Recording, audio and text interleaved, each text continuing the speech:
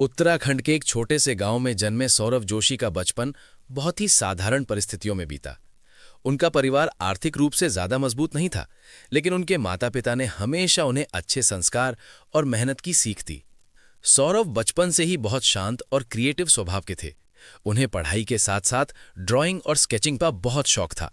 School के दिनों में जब दूसरे बच्चे खेलकूद में लगे रहते थे, तब सौरव अक्सर अपनी कॉपी में पेंसिल से अलग अलग चित्र बनाते रहते थे।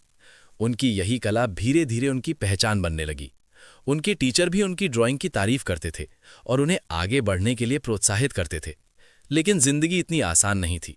परिवार की आर्थिक स्थिति कमजोर होने के कारण कई बार उन्हें अपनी इच्छाओं को दबाना पड़ता था।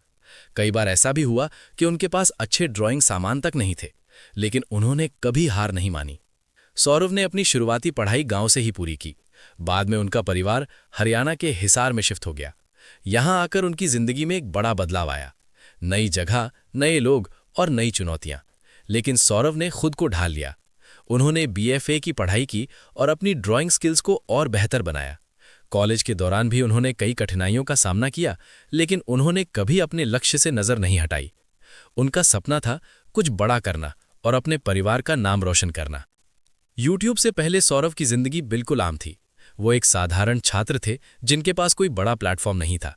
उन्होंने कई बार कोशिश की कि उनकी कला लोगों तक पहुंचे, लेकिन शुरुआत में उन्हें ज्यादा सफलता नहीं मिली। कई बार उन्होंने छोटे मोटे काम भी किए ताकि अपने खर्च निकाल सकें, लेकिन उनके अंदर एक आग थी, कुछ अलग करने की, कुछ बड़ा करने की। उन्हें ये समझ आ गया था कि अगर उन्हें जिंदगी में कुछ बड़ा करना है तो उन्हें डिजिटल प्लेटफॉर्म का सहारा लेना होगा। सौरव ने सबसे पहले अपना चैनल सौरव जोशी आर्ट्स शुरू किया, जहां वो अपने बनाए हुए स्केच और ड्राइंग वीडियो डालते थे। शुरुआत में उनके वीडियो पर बहुत कम व्यूज आते थे। कई बार तो 100-200 व्यूज भी मुश्किल से आते थे, लेकिन उन्होंने हार नहीं मानी। उन्होंने लगातार मेहनत की, नए नए स्केच बनाए और वीडियो अपलोड करते रहे। धीरे धीरे लोगों को उनका काम पसंद आने लगा और उनका चैनल ग्रो करने लगा। सौरव की जिंदगी का सबसे बड़ा मोड़ तब आया जब उन्होंने अपना दूसरा चैनल सौरव जोशी व्लॉग्स शुरू किया। ये एक ऐसा फैसला था जिसने उनकी जिंदगी बदल दी। उन्होंने अपने रोजमर्रा की जिंदगी को कैमरे में कैद करना शुरू किया। घर के छोटे छोटे पल, परिवार के साथ मस्ती, दोस्तों के साथ समय। उनकी सादगी और सच्चाई लोगों के दिल को छू गई। कोरोना लॉकडाउन के समय उन्होंने 365 दिन लगातार व्लॉग बनाने का चैलेंज लिया। ये उनके करियर का सबसे बड़ा गेम चेंजर साबित हुआ। धीरे धीरे सौरव के चैनल पर लाखों सब्सक्राइबर आने लगे। उनके वीडियो पर मिलियन व्यूज आने लगे। आज वो भारत के सबसे बड़े व्लॉगर्स में से एक है।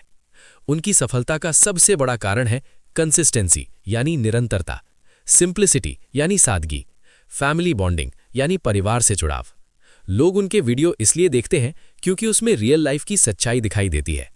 जब सौरव ने यूट्यूब शुरू किया था तब उनके पास ज्यादा कुछ नहीं था, लेकिन आज उनके पास कई लग्जरी गाड़ियां हैं। उन्होंने अपनी पहली कार खरीदी जो उनके लिए एक सपना पूरा होने जैसा था।